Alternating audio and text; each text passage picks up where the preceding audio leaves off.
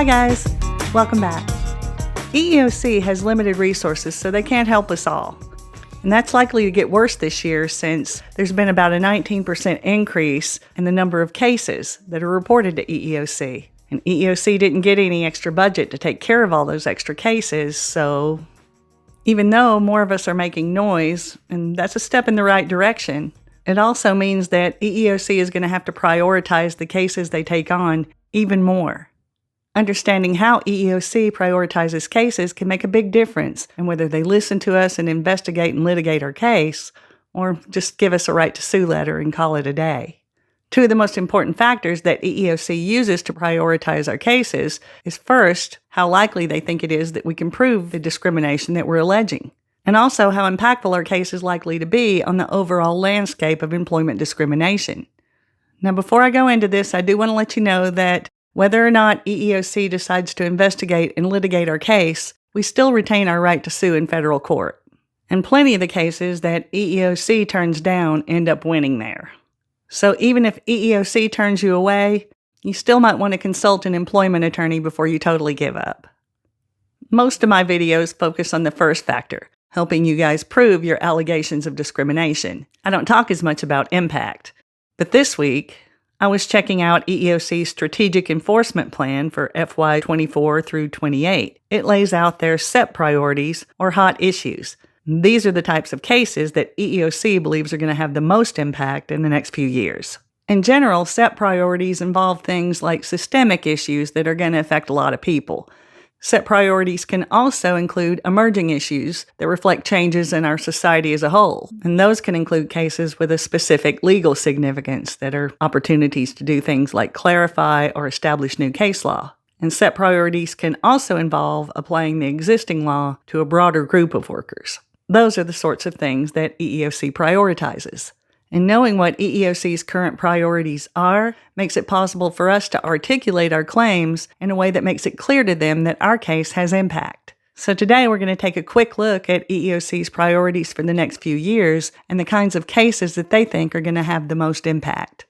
Cases involving vulnerable and underserved workers who have legal protections but may not know it, or who haven't historically used the protections they have. A few examples taken directly from EEOC's strategic plan are workers with intellectual or developmental disabilities, workers with mental health disabilities, temp and low-wage workers, teenage workers, and workers with limited literacy or who speak English as a second language, as well as LGBTQ+ and older workers.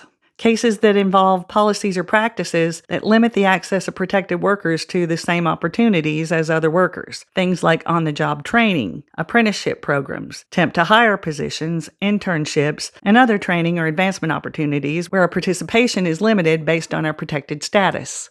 Cases involving technology biases, when recruiting, applications, hiring, and other employment decisions are inherently biased by AI or some other technology. Pregnant workers, as well as workers with health issues related to childbirth or pregnancy, are covered by the new Pregnant Workers Fairness Act. Since that's new, EEOC is going to be very interested in how it plays out. Cases related to COVID-19. We're talking more than masks and vaccines here. The long-term health effects of the COVID-19 pandemic, like long COVID.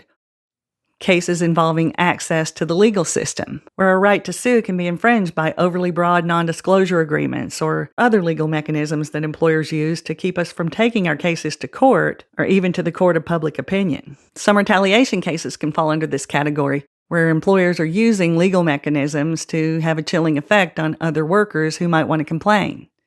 If we can articulate our claims in a way that focuses on one of EEOC's hot issues, we'll have a much better chance of getting their attention and their help. And that's not the only benefit. It can impact our case in other ways, too.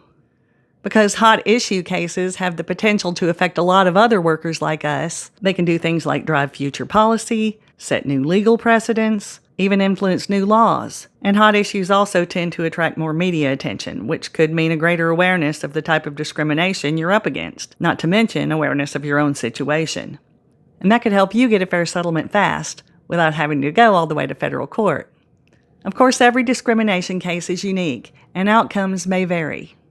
But if you can show EEOC that your case focuses on one of their hot issues, then your chances are better than average for getting their ear and their help. That can only improve your chances of winning. But I do want to give you guys a quick caution. Even if EEOC decides to litigate your case, it doesn't mean all your problems are over. They do lose sometimes. And it's also important to remember that while their interests usually align with ours, that's not always the case.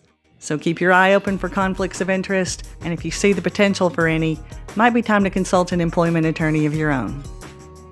I'll see you guys in the next one. Till then, take care and hang in.